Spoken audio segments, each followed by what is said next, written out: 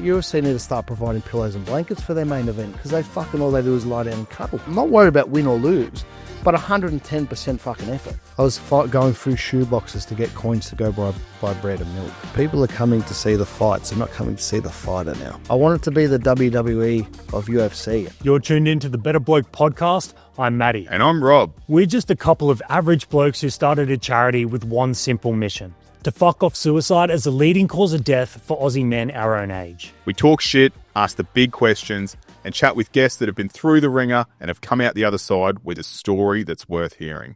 All right, let's get stuck in. We are joined today by what most people are considering Australia's Dana White. He's the founder and president of the hottest promotion at the moment, International Brawling Championship. Welcome to the pod, Danny. Thanks for having me, boys. Oof, IBC, give us your elevator pitch. What is it? Well, look, so it's a high intense, exciting new combat sport that we created. I call it it's the people's promotion. So we're a spectator sport. We took all the nonsense out of your other combat sports and just piled up into everything that the Joe Blow likes. That's the shit you want to watch. That's it. That's it. It's the exciting part. There's no backwards. There's no waiting around for it. It's just action and get in and get out. It's a TikTok combat sport. That's what I wanted it to be. I wanted it to be just non-stop. Just at the end of your seat. It's just constant dopamine fix, mate. That's what I want. That's what it is. It's that social media ready sort of sport, like the slap comps and whatnot. Yeah. And that's obviously why you've had so much success so quickly, right? Because it just worked. Yeah, well, that was it. Like we had 3,000 followers on our first show, and we had 2.1 million hits across the dashboard on that night. Like with 3,000 followers and no marketing, like everything was all organic. So I knew like we were onto something. I knew that the formula I did was right, and now it's just time just growing it and progressing it, maintaining it. Really, you had all the right people talking about it and like the hype building beforehand. Like we had Hayes on, I would have been months ago now, but as it was sort of leading up to you guys announcing the card and all that sort of stuff, he was super hyped about it. Yeah, absolutely. He's been a big supporter of it and a big advocate for it. It's been great having him, and his ideas and his very creative mind too. Like I think probably the common eye writes him off in a sense. Not writes him off, but sort of they don't take him serious because they think, oh, he's just a big. But mate, he's a smart dude and speaks very well. Like he knows the sport very well. So a big shout out to Hayes. He's a good mate of mine. So for the guys trying to piece together what the sport actually is, what does it look like? What gloves? What are the rounds? So it's 4-ounce gloves. We're in a square cage. I wanted to do that cross between UFC and boxing. So that's why we've done a square cage. 4 by 2 minute rounds. Our undercards are 3 by 1 minute rounds, and then our main titles are 5 by 2 minute rounds. But we add in a 90-second rest break. We've done that for a lot more on safety side more than anything else. I just feel like it's a high impact. They're quick with the hands. I think a minute's not long enough to really understand whether these guys are coherent or concussed or anything like that while they're in the corner. Like we've seen it time and time again with boxing and other combat sports where, you know, you send your fighter out after a minute, after you just had a bit of a head knock. I'm like, he hasn't recovered. And then sure enough, that second or third round, they just stop within the first 10 to 30 seconds of the next round. So giving that extra 30 seconds just gives the doctors, gives his corners, everything a little bit more time just to concentrate and make sure that they're in a good space. My favourite part of the IBC, there's something that you didn't mention just then, which is a big selling point. Mm-hmm. It's the diamond. Yeah. Yeah, look, I always like to keep that sort of as a big surprise in a sense. But look, what it is, so it was the Max Holloway, Justin Gaethje, what inspired it when they both point to the ground and they stand there and punch on before Justin Gaethje copped it. But what it was implementing that and going, fuck, that was probably the greatest combat sports moment for me personally anyway. And I said, I really want this to be a part of it. And I thought 2 minute rounds they're short rounds, but they're intense for the guys. And I thought, why not we create a fight inside the fight? And that's where I come up with the idea of having the diamond where from the second round onwards, both fighters, if they both agree and point to the ground, the arena gets blacked out. Big silhouette light gets shot down over the diamond. Both fighters are put into the center and instructed to brawl. Now, the first person to either step out of that loses a point, then the round continues, or someone gets slept. But the good part is that time pauses when they're in there. So it's not a part of the round. So they could stay in there for 2 minutes if they wanted to, and then come out. There's still 30 seconds to go. So then, it continues on with the round. But that's just what I wanted to do. I just think it's cool. It's cool. It is so cool. And it's so cinematic. When I remember when I was watching the first one and like some boys pointed to it and it just goes, and then just like the light comes down and you're just like, holy fuck, what is going on? Yeah. And like you knew it was coming, but like no one had done it before. Yeah. And then it happens and you're just like, oh, we're in for something special. Like I got goosebumps talking about it. Like it's fucking cool. Mate, it's honestly, and that's exactly what it is. It's just fucking cool. Like, and even we just done I'll send it over to you boys actually. We just done our first episode for our docuseries. So I've had a full videographer team come along for the last promotion, and we've done an in-depth story on the fighters and shit like that. It'll be right up your alley. You guys will like it. And even watching that back and seeing things, like I had goosebumps and I knew what was going to happen. Like it was just like, that was probably the first time I've been able to sit back and enjoy what I've built. Like it's been hard. I haven't really had that time to sit back and go, fuck, look what you've done, Dan. Like it's amazing. 'Cause for me, it's just, as blokes are always chasing the next thing and nothing's perfect and so on like that. So that was, but yeah, you're right. It's just cool. Well, let's talk about that, because obviously we're going to have a lot of time to talk about IBC, and I think everyone's going to be talking about it. But let's talk about you as the bloke that made IBC. Yeah. So you just said that you've gone through a bit of a journey to be able to sit back and watch this docuseries that you've made, and then you've finally been able to go, fuck, look what I've done. Yeah. Before all of this, like who is Danny? Mate, just a husband, father, just a normal bloke. Really, I don't think just a normal mate, just a normal average dude. There's nothing special. I thought and I say that within reason, because I think back to when I was a kid and coming up. Like I've had a lot of businesses and I've tried a lot of things and I've failed 100 times more than what I've succeeded. And I always knew that I was going to be special for something. I had this idea and thought, I know that I was going to do something that was going to make a difference. Even younger, like I always knew that one day people were going to turn and go, fuck, that guy done that. I just had that. So my wife calls me toxic positive. She said toxic positive because I'm always half glass full. So I think me as a person, I'm resilient, I'm honest, I'm loyal. I think that's the formula. It's such a hard question to answer, isn't it? It is, man. Who is that? Fuck, it really is. Like it's because you never think about it, because you are who you are, and you just wear a million caps. And that's it. Today I'm this person. Fucking know. Yeah. Whatever works. Yeah. What were you doing at the time when you sort of birthed this idea? So I was doing boxing promotions for 2 years before this, and we finished up and decided to, mate, I didn't want to waste my time with boxing anymore, so to speak. The formula wasn't working. We were losing money every show, and it was just like, it's not great business. It wasn't. It's just not for us, But I went to a show a couple of years back called Battle on the Reef, and that was the big one in Townsville. The NRL players and stuff were a part of. Fidel and I were cornering Jared Wallace when he fought Nelson Solomona. And that was the first time ever in my life I'd walked into somewhere and gone, I want to be a fucking promoter. Like I've said before, I've had so many businesses, I've got panel shops, I've got this, I've got that. And I'm like, I want to be this. I never knew what I wanted to be, but this was it. And so that's when the journey started, and Fids and I started doing our own shows and shit like that. But they weren't successful. And we had to stop.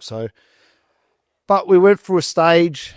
And I remember seeing my wife, because we were hurt financially bad. I pulled us out of it, and we were sitting in a good position. And I said, "Look, man, I've got this idea." I said, "I need to run with it. Like, I just fucking know." And she looked at me. She goes, "Mate, we've been broke before."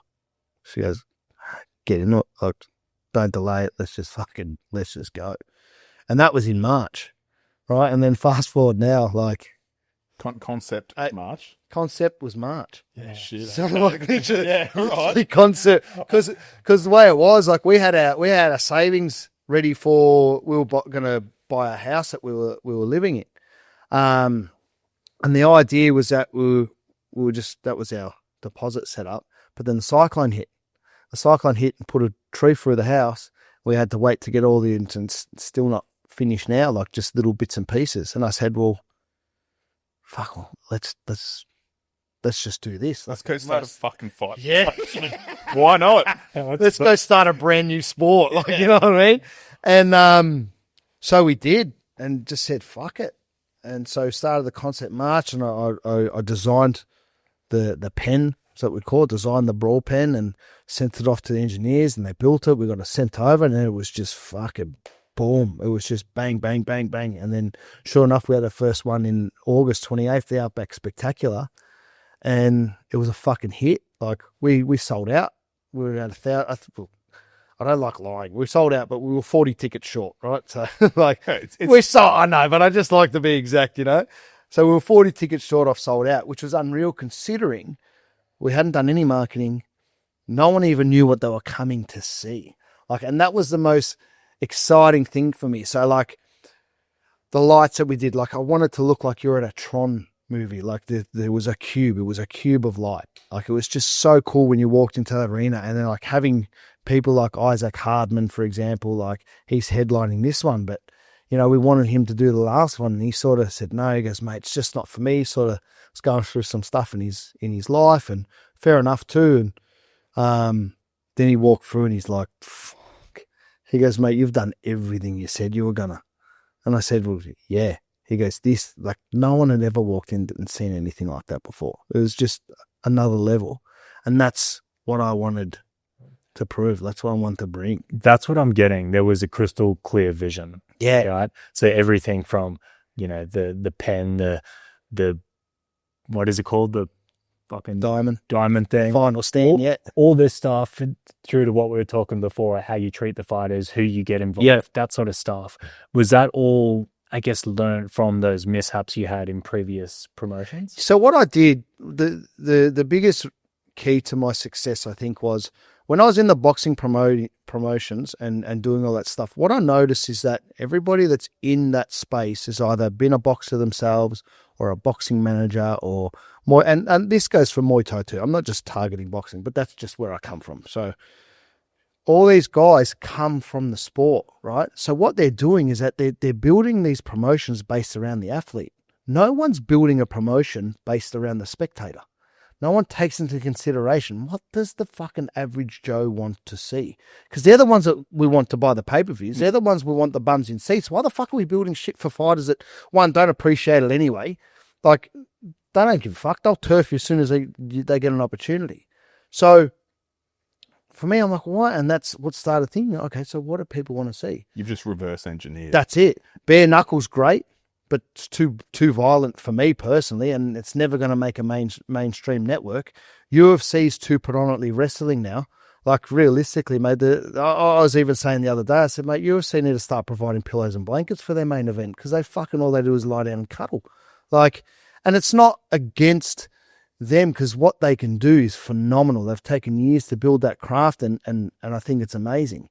But it's not what we want to see. It's not what the Joe Blow at home wants to watch. They want to see blokes punch on. That's what, and ladies too. Like, I'm not just saying blokes. Well, that's the whole reason that like street beefs blows up, and yeah, like all of those, like Kimbo Slice, he's the perfect example. Spot on. He's used to punch on in backyards. Yep. And he became like this juggernaut just because he used to do what everyone wanted to see. 100%. And then they just started making all these videos and I guess like mini promotions out of guys punching on the backyard. 100%. And look, that's the thing that we're trying to do now. We're really trying to pull those kids away from that backyard shit, because it's not what you think it is. Like, they're putting $5,000 prize money up, mate. Like, fuck, you hit your head on a rock in someone's backyard, $5,000 means fuck all to you, you know? So I don't agree with that. We're getting a lot of these guys, and I've got some of the guys now that are feeding their fighters up through to us. Contender. Correct. Hood Yep, Contender. so Perfect example. Yeah, we work with Hood Contender and Yeah. go to Jum's a legend of a guy. Yep. Absolute legend. Caleb's a fuckwit, but that's fine. But Jum's a good dude, man. Like he's got the right idea and the right head on his shoulders. So more than happy helping his boys and get them off that street and feed them through the right. I think they're 2-0 in IBC now, aren't they? Yeah. They're and both their boys, Ronnie Hull and Mitch Madden, they're coming up again this trip. So I'm going to go on a limb. I reckon Mitch Madden and Nathan Griffith's going to be fight of the night. Yeah. I reckon Mitch is a weapon. Fight. Unbelievable. He's such a good dude. Yeah. We should probably do a plug for the event because I don't know if we told everyone it's private. Yeah. So tell everyone. This Friday, Nissan Arena. Main card starts 7:30. But you also can buy it on pay-per-view and Foxtel KO main event. When we're only doing them $29.95, guys, we're not trying to do $50, $60 pay-per-views. Like I said, we're targeting the demographic of the lower middle class and just the families that want to sit around and be entertained. So that's why we've done at that sort of rate. Is there still tickets available? Yeah, definitely. Tickets still available. We've got I think we're probably 3/4 now, but lots of jazz left and we can pull out more grandstands. So anyone's welcome. So ticket links and the pay-per-view links will be in the bio. Yep, perfect. Oh, look at you go. Let's jump back in. I should be a promoter, mate. You should be a promoter. It's fucking easy. You're a fighter. Oh, well, a promoter now. You're a fighter. Apparently.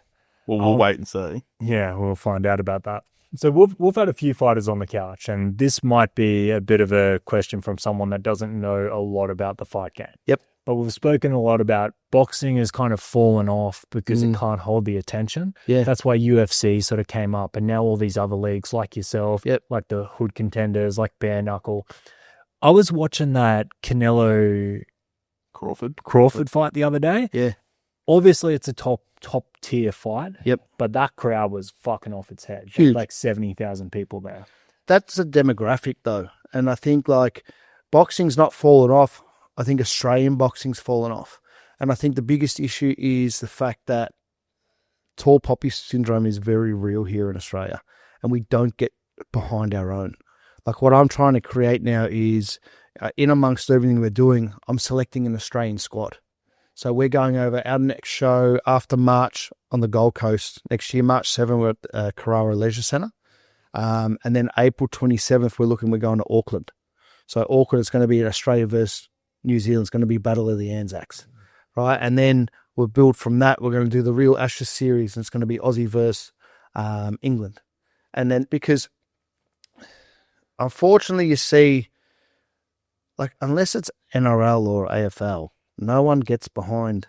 Aussies, we just don't get behind our own very well. You might get the World Cup when we get in there and go, all right, people will start drumming up, but we're really not there to support each other like we should be. Like these are especially in the fight game, like whereas there is so many great athletes. Like I mean, everyone knows like the Volkanovskis and all that kind of stuff, but you've got guys like Jai. Yep. He is a freak in the boxing setting that he doesn't get anywhere near the attention that he should be. No. Like globally he does. He's a fucking megastar. Yeah. But in Australia, he's only just starting to pop off now. Walk down the street, 3 out of 10 people would fucking know who he is. Yep. If that. And it's sad. Like we should be putting these guys on a pedestal and really like I personally think he will be one of the, probably the greatest fighter to come out of Australia. Like realistically. Like, that's the thing with like the Volkanovskis. Until you're like, are the greatest fighter, then people start caring. Yeah. So I think eventually. But see, it's like the perfect example, like the Volkanovskis and as soon as he fights someone like an Islam Makhachev, like what I don't get is that if we've got a big Muslim community in Australia, right? But you're here from Australia, but they'd come over and they'd support Islam because it's a religion thing, but it shouldn't be. It should be a place of where you're from, right? And I've got my best mate's a Muslim, right? And he's the first guy, fucking go the Aussie, because it's where he's from. But I think like we need to build the narrative and really encourage like, fuck, we've got to support our own. Like doesn't matter religion, doesn't matter all that crap. Just where you're from. Like if you're from my neighborhood, you're my team. You know, like that's how it really should. Well, that happens in the footy. Like before you look at Origin, 100. it's 100%. People need to start doing So it that. shows we can do it. We can do it, but why is it? Like, I start to sit there and question, like, why can't we get behind a certain? Is it because it's not a team thing? Yeah, maybe because it's the individual. Do you know what I mean? Like, is that maybe that's what it is? I think if you set it up right, like Australia and New Zealand, like you're talking about, Yep. that's pretty much playing directly into that rivalry. Yeah. So I think like everyone will sort of. Yeah, and they really get behind their own. Like they really believe do. the Aussie Kiwis will be on the Kiwi side. 100. Yeah. Their bonds are too strong. Yeah, look, I get that. They're very, very proud people. So I don't mind that though, because it's in good faith. So I don't mind that. So you mentioned before that you went to your missus with an idea, and she went, "We've been broke before. Yeah, Send it." yeah. How important is it to you to have someone in your corner like that no matter what happens? I think it's everything, because I think, like, as we know, you know, we've all known mates that are in shit relationships or common relationship that they're not supported, and vice versa. I'm not, it's the same thing for a lady if she's got a bloke that holds them back and does the same shit, But it's very, very important to know that no matter what, you're not losing your foundation. Do you know what I mean? Like, for me, it's like, for money, for us, we don't give a fuck. We've had millions and we've had zero. And our family dynamic hasn't changed. Worst thing is you're not ordering seafood anymore, and you've gone back to, Eating tuna. Sausages. Eating tuna out of a can, not bangers and mash. So it's comforting having that. I think it's very important how you choose your partner. It's very important. Do you have kids? Yeah, I got 4. Yeah, sweet. Yeah, 4 kids. Got 3 boys and a little girl. Yeah. So that's the biggest thing for Rob here. It's been difficult for him to take a plunge into, say, doing this, because it's not about him. Yeah. Right? It's about supporting the family. Yeah. So was that something that really put extra weight on you making that decision? Look, it's extra weight now, maintaining it and keeping it going. But I don't know. It's like this whole procedure, this whole thing with the promoting, like, I keep going back to it and saying, it's like, with all the success overnight, like, people are like, "Oh, were you surprised?" And I'm like, well, no, because it was sort of like, it was like knowing what you were getting for your birthday a week early. You were still happy to get it, but you knew what it was, and it's the same thing for this. Like, we thought about, like, when you know, it's like when you meet the right missus, and like, you just know. So for me, it's like, I always know that no matter what, I will provide for my family. No matter what it is. If it's not this, then it wasn't meant to be. Like, I don't think that far ahead, because I'm always more switched on with what if it works. Not what if it doesn't work, because if it doesn't, fuck it, you make it work. You know what I mean? Like, it's just, don't overthink it. Yeah. Just go. Like Band-Aid. You might as well know it works fast or it fails fast, but at least you found out. Fuck, you're loving him coming in here, aren't you? Look at the grin on your face. Let's go. Yeah, let's go. Oh, fuck it. Like, and I have heaps of, I don't know if sympathy is the right word, but understanding for people that make decisions because of their kids. I don't have kids. I can go to 0. It doesn't fucking matter at all. It doesn't affect anyone but me. Yeah. But yeah, the weight of having to deal with a whole bunch of How are you going to teach your kids resilience if they're not living it with you? That's my big driving force for doing it, is that, like, even kicking this off, like, we both were like, fuck it, this is going to work. We know it's going to. Yeah. But it's just that next step of like, hey, well, how balls deep are you? Well, you lead by example. Yeah. And if you would have read the article that come out in the bulletin today, that's what kicked this off. The whole point of me standing there and walking into that gym was a simple fact that I'm hard on my kids about 110% effort when you're doing something. I'm not worried about win or lose, but 110% fucking effort. And I'm sitting there on the sideline while he's training for footy, and I'm going, fucking, mind you, it's under 8s, but fucking, I'm like, mate, get it. Start him young, but I'm standing there with a can of Coke and a potato scallop. So I'm like, who am I? Who the fuck am I to sit there and tell you give 110% effort, and you stand there with a dad gut going, you're like, it's like, I know. Kids do what we do, not what we say. Yep. So get in that fucking gym and start making an example. And that's what I did. And then fast forward 2 and a bit years, look what we've done. I mean, and that's just because I was just leading example. Yeah, no, that very reason was sort of what got me into boxing to start off with, was my little fella boxers. Yep. And I'd be sitting there going, yep, do this, do this, do this. And part of me was like, well, fuck, I can't sit there and be like, oh yeah, hey, go get punched in the face, but I'm not going to do it myself. 100. That's why Hayes started fighting again, because he was coaching. And they're like, are we going to listen to this big fat bloke? And he's like, oh shit, yeah, I should probably go back and do it. 100. Yeah. Yeah, if you're going to do something, Lead by example. lead by example, go out. Lead by example. Let's go. Just do it, mate. Mate, well, I say back to anything. We done, when my son was born, he was born 2015. But we had nothing. Like, growing up from that, like, I didn't have a job when he was born. Like, and I was always brave-faced. I never told my wife how bad we were struggling and doing all that sort of shit, you know. But, mate, like, when he was my lucky charm, that kid. Like, I had bad luck, bad friends, everything around me. He was born, and then life got good. So, like, all these people that sit there and go, I don't want to, you know, we're not ready to have kids because we're not financially set up, or we don't want to take a risk because you never know what's actually aligned for you. Like, my son come into our life, within 12 months at life, I think got involved with a property development company. Long story short, made $500,000 in a year. Like, all of a sudden we went from, and I'm telling you, like, we were fucking getting coins. I was going through shoe boxes to get coins to go buy bread and milk. Like, there was tough times.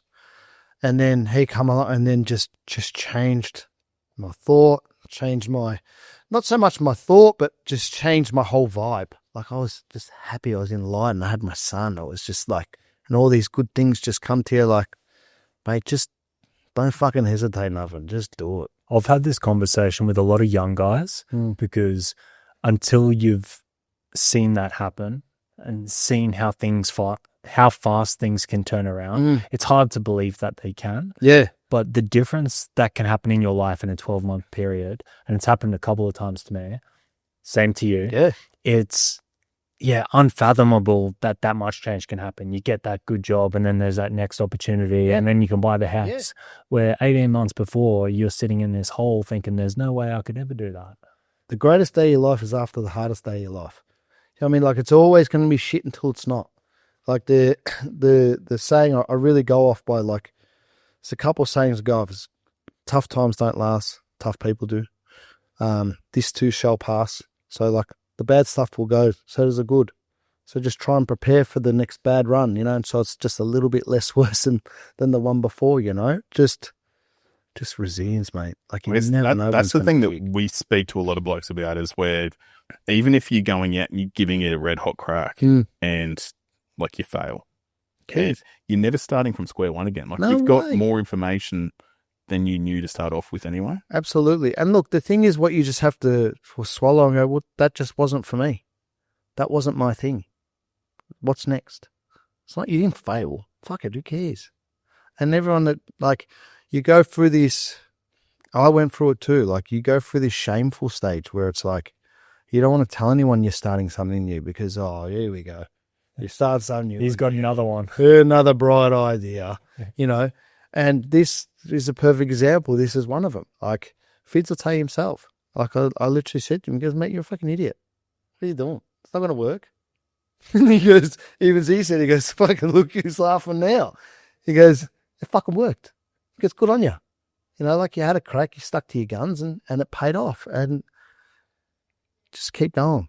Just keep fucking going. Be resilient. Who cares? People are going to laugh at you and people are going to talk shit behind your back. They're going to do it no matter what you're doing. It means fuck all to them. But at least give them a proper reason to. Fuck it. In the times before this, when you've faced a bit of failure, how have you sort of made the decision that enough is enough?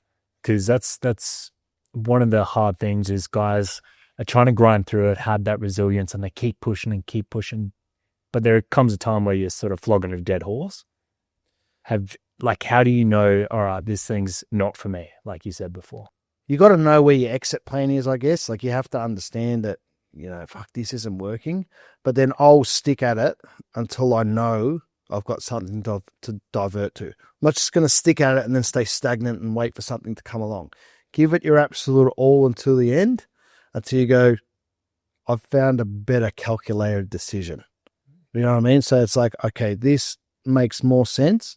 I can scale it this way, I can do this. So it's going to cost me more money trying to keep this dream alive rather than jump onto this because I know it's going to project us further. So that's what you do. Cut that and then go on to the next. But it's calculated. So it's just constantly moving. Yeah. Mate. If I get stuck in a traffic jam and I know there's a route I can go without stopping, but it takes me 5 minutes longer. Yep. I'm going that way, mate. I think that's every single player again. I'm not sitting still. Yeah, they've driven through cane paddocks out the back of Yattler. Yeah. That's like half the time I've found like these random suburbs by doing that. Yeah. Because it's like, I could sit here, I'm going to get there 20 minutes early. It's like, yeah, but I'm stopped. Yeah. Fuck this. I'm just going to turn off and figure it out. Yeah. The amount of dead ends I've ripped up though. No, it's worth it. You get to see more. We were talking about the fighters earlier in terms of their sort of conditions, their pay, stuff like that. Yep. What's important for you in IBC to give the fighters? Look, it's important to me just to give them what I believe is fair. I sort of look at it and go, I wouldn't get someone to do something that I wouldn't do myself. And of course, these startup stages it's not ideal. Like we don't have a lot of money for these guys, but in the other end is that the money I'm paying these guys is a lot of money for these guys, right? So we're paying well above the award wage for these fighters. Like we chatted off air before, and like I had a kid that come and fought on our last show. We gave him a $2,000 purse, but 4 weeks before that, he got paid $300 for his fight.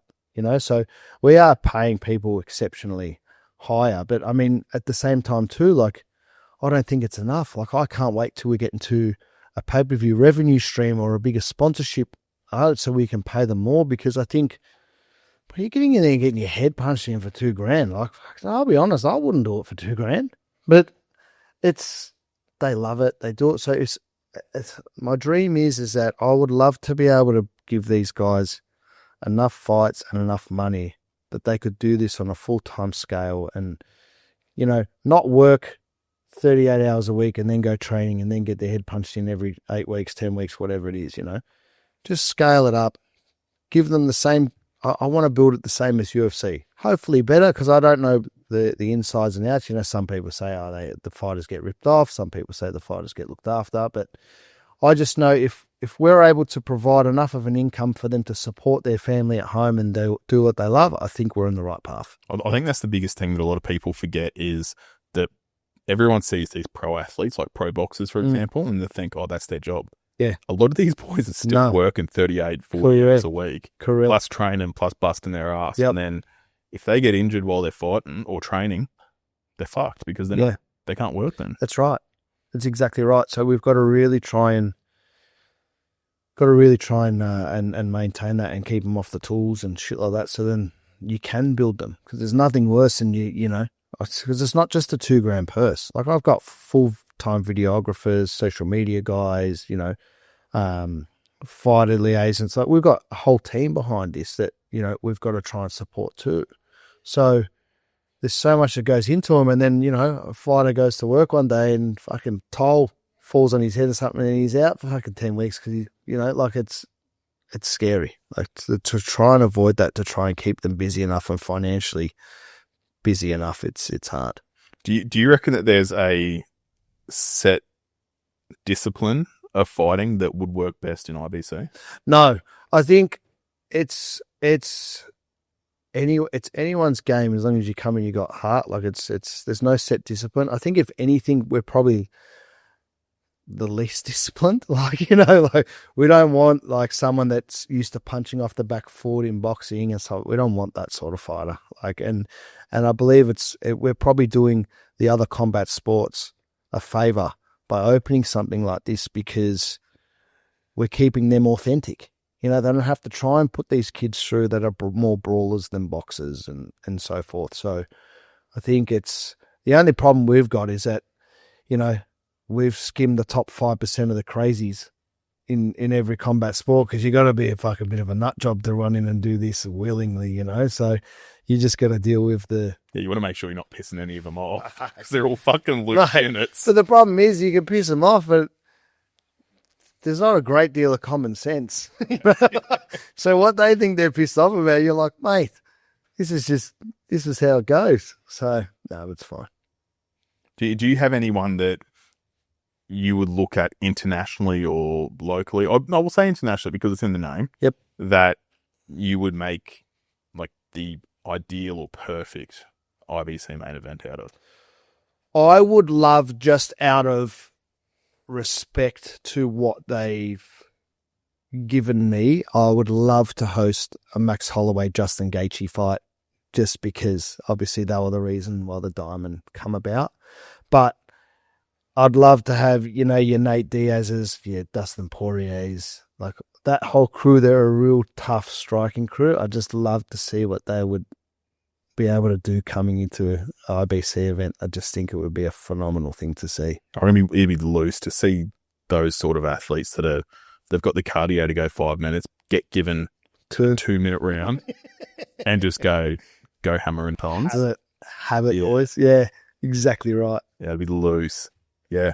Oh well, shit! You gotta make that happen now, because it will happen. It will happen. It will happen for sure. It's only time. What's going to happen when the skill level goes up to something like those boys in this set of rules? Are the fights going to last if everyone's? I mean, look, you've watched them go toe to toe for 5 minutes and smashing. So, look, it comes down to what we're trying to do is that I'm trying to create a much sort of fitter fighter. And what I mean by fitter is with our weight classes and weight cuts, like we're opening up the platform. So, for example, like middleweights, 78 to 84. We're not doing like, all right, you've got to come in 80, you know, at 80, right? We're going, no, you fit anywhere inside that, you fight. If you want to come in on the 78 end or you want to come in the 84 end, that's up to you.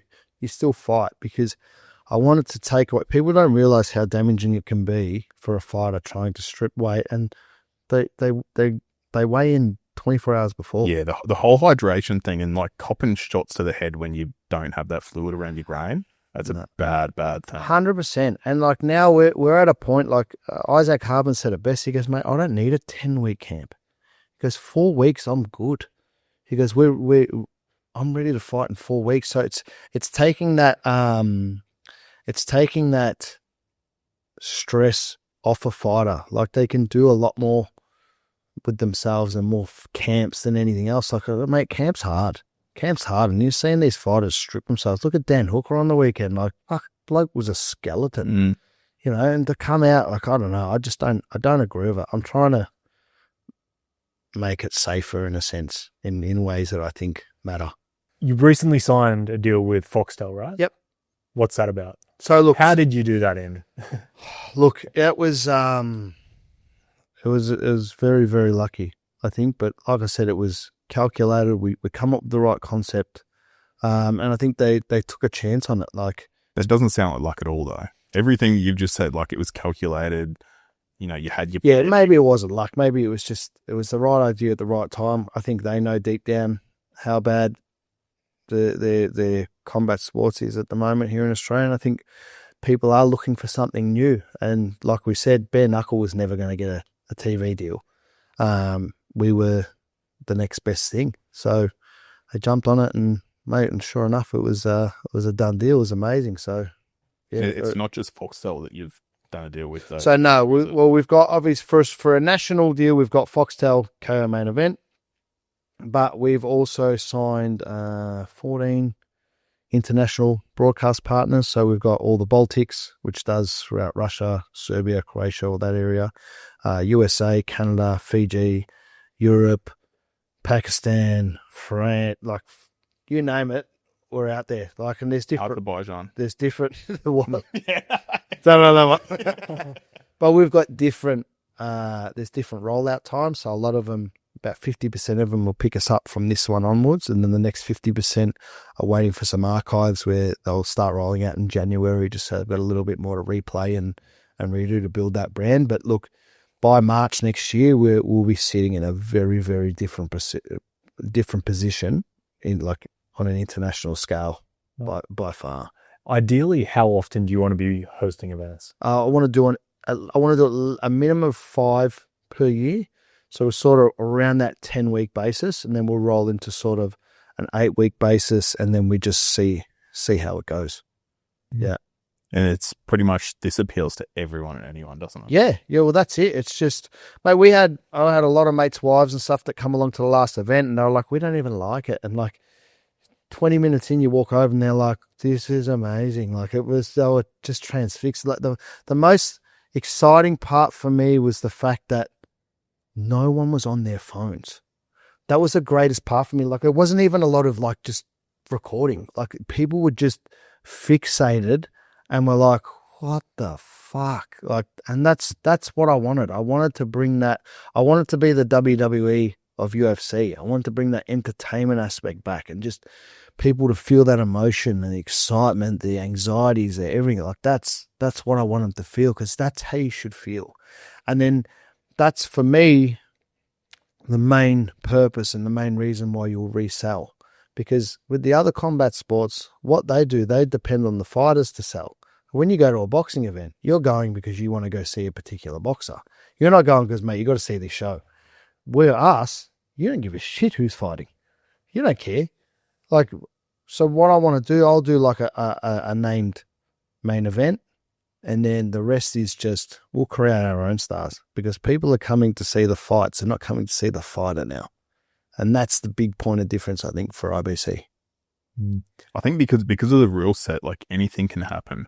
Like the one bit that makes it exciting for me is it's not something that could become an easily, I guess, bettable sport. Like, I mean, any sport you can bet on. That is a very 50-50. Yeah. Like, yeah. And I stick through that through and through, like even with matching. So like I'm very, I think a lot of the title holders now in other combat sports have been built, not earned. A lot of them pick their fights and build them up and go, oh, you know, I don't like it, right? So for me, everything's a 50-50 to the point like I'll sit there and go, similar matches, similar experience, similar height, similar reach. And then there's other things. One guy might be taller, but he's had 2 fights. The shorter guy's had 4 fights. They're a lot more experience. Like we tailor everything to be really 50-50. And I'm so strict on it that if I give you a fight and you tell me, I don't want to fight him, I say, well, fuck off. You're not fighting now, because I'm not bringing this era of fighters into my promotion that are used to getting away with, no, we're not fighting him. No cherry picking. Nothing. You're not fucking getting that. You're a champion at IBC because you're the hardest fucking one. That's it. You in there, and you know what? You know what it changes? You go back to our last event. You walk into those change rooms of even the ones that lost. They were all fucking proud of themselves. Not one person left with their head down or shameful. And every single person in the crowd applauded every one of them, because they went in there and done that not one of them would have fucking done themselves. So they looked at, mate, they're proper gladiators. You look at them now and you go, they're in awe of you whether you won or lost.